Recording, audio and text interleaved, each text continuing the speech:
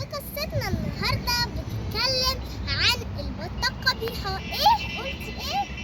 البطة القبيحة. يلا بينا بسرعة، يلا عشان نسمع الحكاية. وإياكوا تنسوا تدخلوا على قناة يوميات جوجو وتشوفوا كل الفيديوهات عشان ما يفوتكمش فيديو جديد. يلا يا اصحابي ادخلوا بسرعة، يلا بقى عشان نكمل قصتنا. يلا بينا. قصتنا بتقول ان كان في ام بطة وكان جنبيها البيت بتاعها، وكانت قاعدة على البيت بتاعها جنب النهر. وجت القوسة كان معاها البيت بتاعها، والبيضة في بيضة من البيت بتاع القوس راح اتدحرج وراح عند البيت بتاع البطة الأم.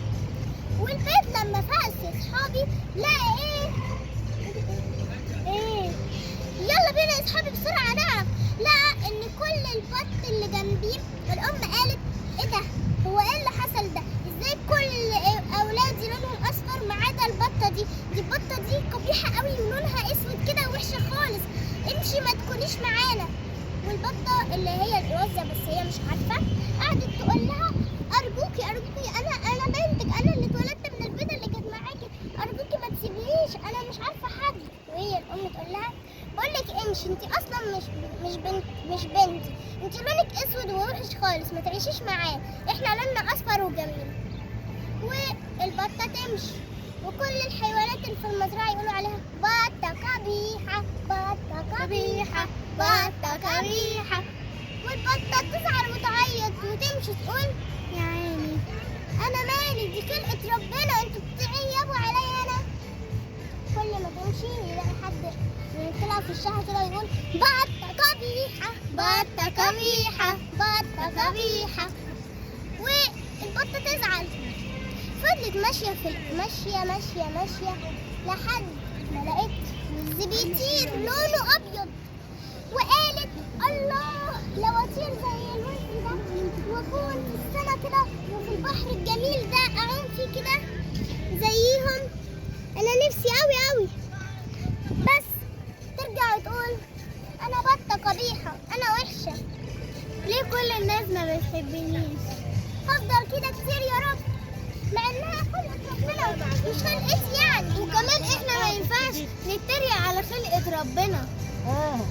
بعدين يا اصحابي عدت شهور وايام، والبطة بدأ ريشها الاسود يتحاش ويظهر كده ريش ابيض.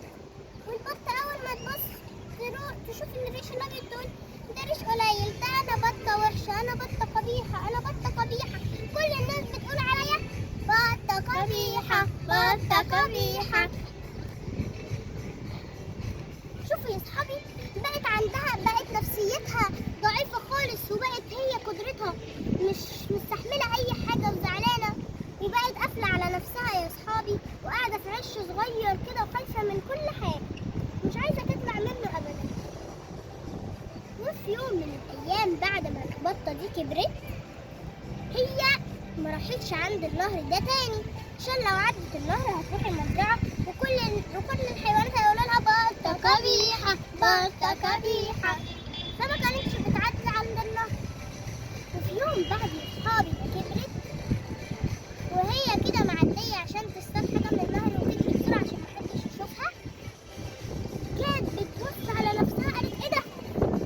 مين ده؟ مين اللي على وش المية ده؟ هي دي أنا؟ الله أنا شكلي حلوة قوي، واو هو أنا بقيت موزة، الله شكرا ليك يا رب، أنا بقيت حلوة قوي، أنا بقيت زي القوز، وبقيت بتطير في السما مع أصحابها، وبقت القوز ده مبسوطة قوي.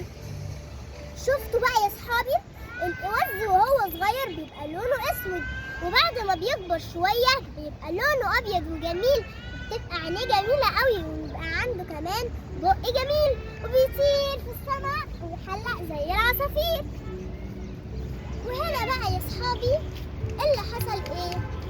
راحت عشان توري مامتها وتقول لاخواتها البط اللي ما كانوش بيحبوها، وراحت وكل اهل المزرعة قعدوا يقولوا لها إيوازة جميلة إيوازة جميلة إيوازة جميلة، كلهم بقى عمالين يقولوا لها أرجوكي ينفع تلعبي معايا؟ الوزة تقول لهم لا مش هلعب معاك، وتروح راحت لحد ما وصلت للبط. البط اتفاجئ وقال لها ايه ده انت مين يا وزة؟ انت امورة قوي، ينفع نلعب معاكي؟ راحت قالت لهم لا مش عايزاكم تلعبوا معايا. فاكرين زمان ساعة ما انا كنت بطة قبيحة؟ انا البطة القبيحة اللي كنتوا بتتريقوا عليها زمان، فاكرين؟ دلوقتي انا بقيت وزة جميلة وحلوة احلى منكم كلكم. قالوا له خلاص ارجوكي سامحينا.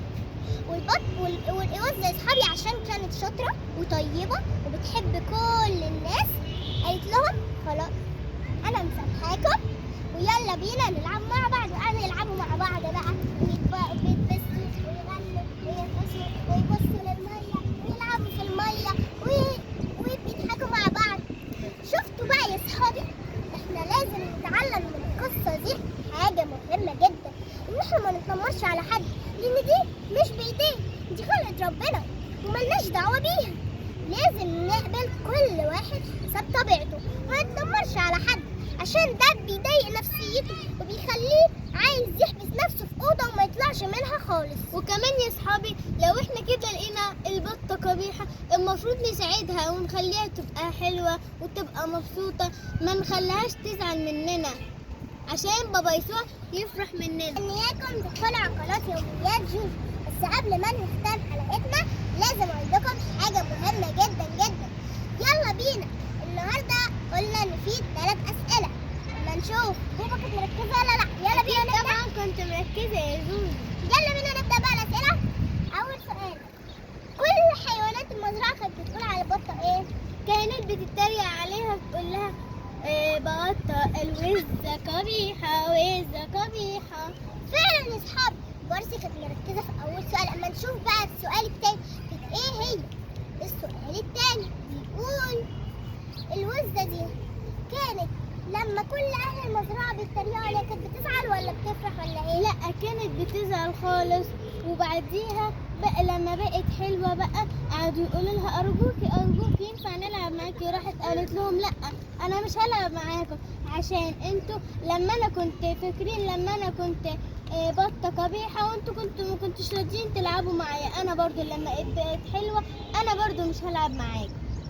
بس في الآخر برضو يا بوبو البطة قالت لهم خلاص عشان أنا طيبة هلعب معاكم. لازم برضو أصحابي نحب بعضينا نكون طيبين ونساعد بعض. سؤال حلقتنا الثالث ايه هو بقى؟ استنى اقول لكم عليه. سؤالنا هو ان